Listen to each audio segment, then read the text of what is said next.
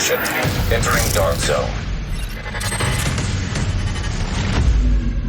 Hey guys, Jacob here. This is going to be my official TU11 Armor on Kill build. I've been working on this build for quite some time now, trying to figure out what the right combos are. And there are a few combos with this build you guys can throw together, which I will talk about. I also will talk about the specializations you guys can use if you want to flip them, and also a few other things you guys can also use if you don't want to use, high armor on kill, if you want a little bit more damage. First, if you guys are new, welcome to the channel. I upload daily Division 2 content pretty much on a daily basis, depending on how busy I am, but I try to keep you guys upload as much content as possible, so you guys have pretty much daily slash weekly content being published, so you guys have something to watch and look forward to. Now, to get right into it, the build is going to be based on the Gunner specialization and the Firewall specialization. Gunner mostly due to the fact that you get the armor on kill if you guys are not aware from using the Gunner specialization, and if you don't like really using Gunner and you don't care about the armor on kill, you can use pretty much the Firewall if you guys want to use the shield for that, for face-taking enemies, take a little more damage on your build. Now, to get right into the primary weapons, the first weapon I'm using is going to be the Dark Winter. This is my best Dark Winter I have. It's not God Roll. It's very, very close to being God Roll. But this is the Dark Winter named Vector with Perfect Killer, which is killing an enemy within, critical hit grants 50% critical hit damage for 10 seconds. So if you hit a crit on an enemy, that way you get your pretty much critical hit chance up, since you're going to be really close to enemies. Or if you want to flip this out for something like an EB or more long range like a sniper, or use something like a FAMAS, which this is what I use a lot as well, because sometimes I like having a little bit more range and hitting these enemies at a distance. That way I don't have to be right in their face. And this build works either way. You can be at a distance or you can be up close and personal, depending on how you want to run it. Now, the attachments I'm running are critical hit chance for the Rugged Mini, critical hit damage for the Flash Hider, critical hit damage for the Short Grip, and the plus 20 oversized 45 ACP mag for the magazine. Now, depending on what specialization you're using, if you guys are using the Firewall, you actually can get 5% more critical hit damage. And if you want more critical chance, you can always change this to the Osprey Suppressor, which I'll throw on here just so you guys can see it in the stat sheet. Next is going to be the Mop Shotgun. This is a pretty much big key component on this build. This was kind of the inspiration for making this build due to the fact this is the unique 612 shotgun that has armor on kill, which you guys will see there. It's not, it is a named gun, but it's not a talent. It's an attribute, which is really cool. There's only 2 weapons in the game like that, and that's the card, which gives you skill tier, and this one, which is the armor on kill. So hopefully, potentially, they maybe add some more guns like this in the future that give you more benefits to your build and attributes, and potentially maybe give them like an offensive stat or defensive, something like that, because they did give you skill tier, so maybe they'll give ones with other types of core attributes or just attributes in general. Now, this has max damage to armor, max shotgun damage, and 10% armor on kill. I'm using Preservation, which is killing an enemy repairs 10% armor over 5 seconds. Headshot kills improve the repair by an additional 10%.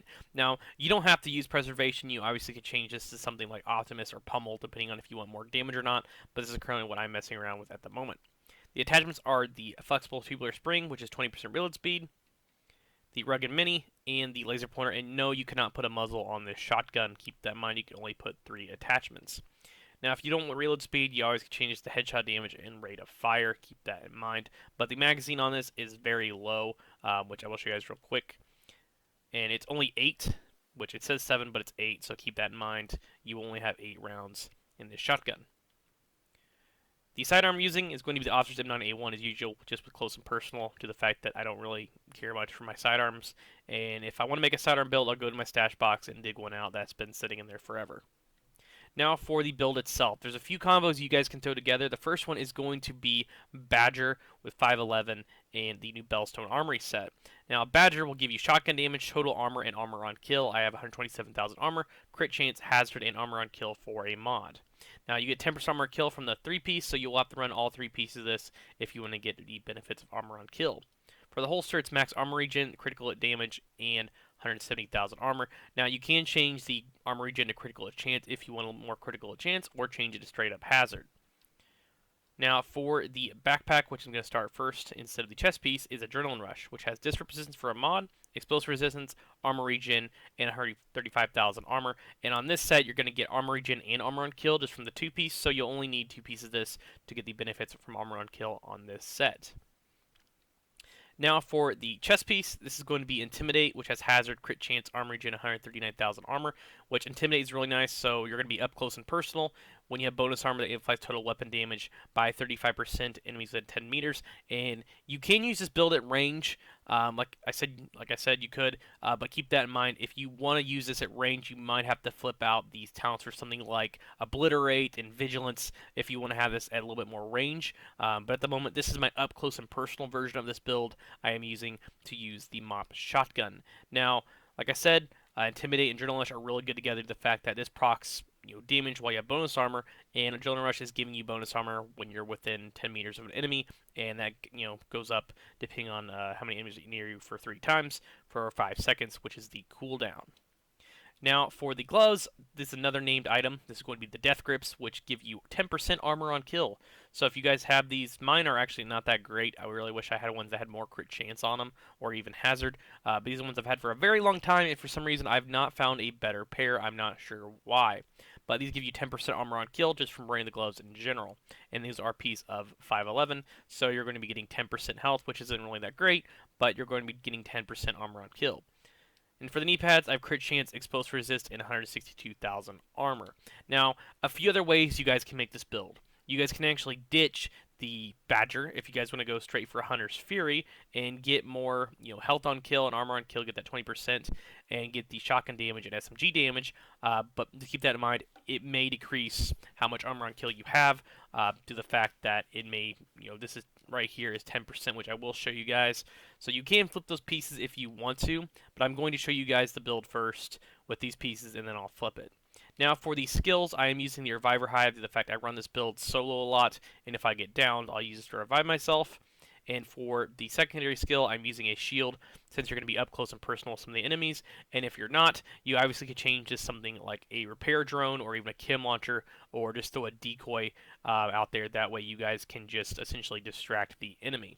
Now I'm going to be hitting this on heroic targets, you guys will see in the top left corner there. And I'm going to change it to elite. Within 5 meters. This is with the vector first. Let me get that down real quick, and I'm actually going to go over here and damage myself, so you guys can see exactly how much armor on kill it gives you. Get down like that.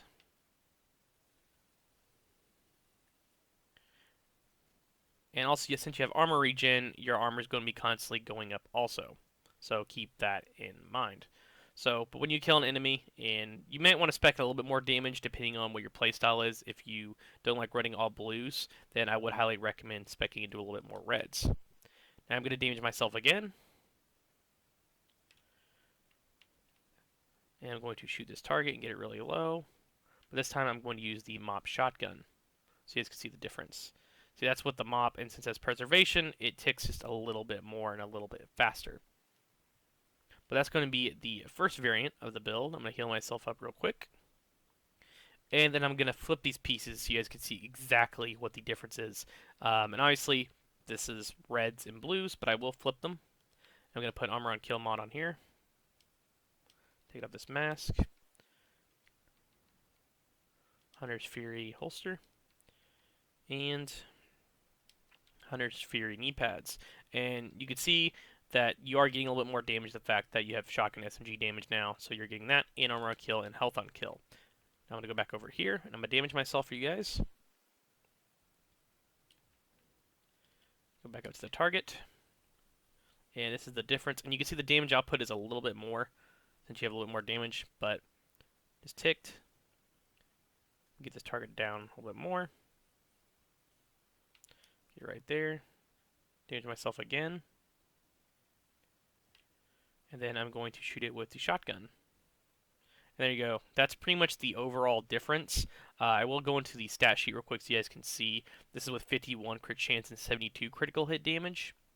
And when you go down to defensive, you'll see you have 504,000 armor on kill. So if you guys want to have pretty much a difference between 600 and 500, that's pretty much the difference. I will show you guys the original difference on the other build as well, so you guys can see exactly what that looks like, which is right here. And for some reason it doesn't let me switch because I'm in combat. Not sure why it does that. But I will switch to it real quick for you guys. here you go. And this is the stat sheet for this one.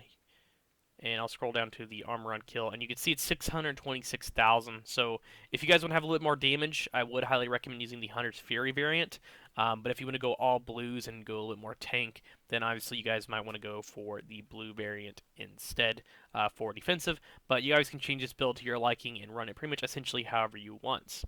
But that's about it, guys. Thank you all for watching. One thing I will note, this is going to be a small little channel update I'm going to throw in here for you guys who've been wondering what I've been up to. I've had a lot of personal things going on, and I've been really busy trying to get other stuff scheduled.